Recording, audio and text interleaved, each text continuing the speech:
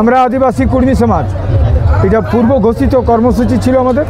পূর্ব ঘোষিত কর্মসূচি 4 মাস আগে আমরা করেছিলাম। সেই 4 মাস আগে আমরা বলেছিলাম 8, 9, 10 এরপরে 20 লক্ষ লোকের সমাবেশ করব। সেটা করব আমরা হুলহুলির টাইমে, কারণ এত লোক আঁটাবার জায়গা কোথাও নাই।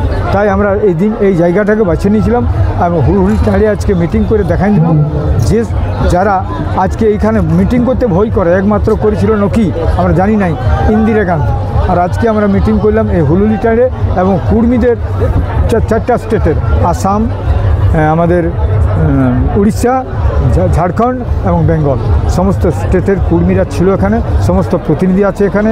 আমরা 3 দিন পুরো চিন্তন মন্থন করার পর আমরা যে রেজুলেশনটা নিলাম, যেটা আপনাদেরকে পড়েছি নিলাম, তার মধ্যে সবচেয়ে বেশি উৎসুক ছিল আগামী নির্বাচনে আমরা কি করব। আমরা সেই জন্য এটা গোপন ছিল আমাদের কাছে। আমাদের পরিষ্কার কথা, আগামী নির্বাচনে আদিবাসী কর্মী সমাজ লড়াই করবে, যেখানে যেমন ক্ষমতা আছে সেইভাবে আমরা ক্যান্ডিডেট দিব। কারণ এতদিন আমরা গোলামি করেছি, গোলামি করেছি কংগ্রেসের, আমরা গোলামি করেছি, আমরা টিএমসির, বিভিন্ন রাজনৈতিক দলের, বামফ্রন্টের গোলামি করেছি। আর কিন্তু কর্মীরা কারো গোলামি সহ্য করবে না, গোলামি করব নাই। আগামী দিনের জন্য আমরা লড়াই করব। আমরা মোটামুটি এখন ঠিক করেছি লড়ব, আমরা ঠিক করেছি। আমরা যেমন শক্তি সেই হিসাবে লড়াই করব। আমরা পুরুলিয়াতে লড়ছি, কোনো ব্যাপার নেই।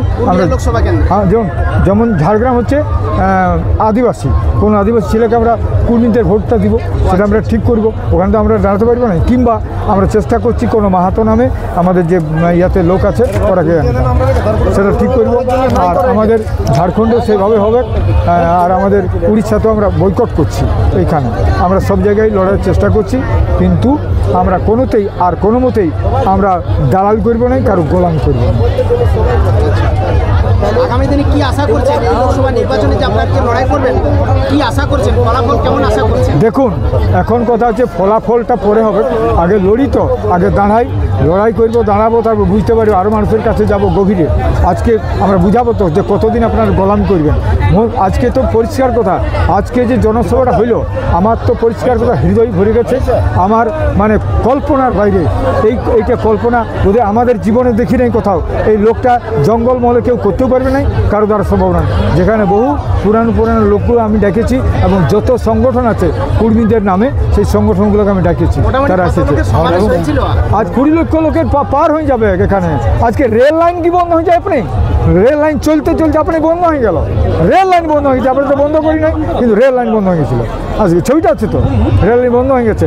তো আমরা বিশাল, আমরা আজকে নিজেকে মনে করেছি এবং সত্যিকারের কর্মীদের যে অনুরাগ, কর্মীদের যে ভাবাবেগ, আজ কর্মীদের ভাবাবেগ বুঝতে পারলাম যে কর্মীরা সত্যিকারের আজকে বঞ্চিত, আজকে বঞ্চনা, সেই 75 বছরের বঞ্চনার বিরুদ্ধে প্রতিবাদ এবং জিহাদ ঘোষণা করার জন্য আজকে কর্মীদের এখানে এসেছে। এখানে আমি বলবো কোনো সংগঠনের দরকার না হলেও আজকে মানুষ চাইছে পরিষ্কার কর্মী জাতিসত্তার পরিচয় কী করে রক্ষা পাবে, এই রক্ষার জন্য আবেগ দিয়ে আজকে মানুষ এসেছে।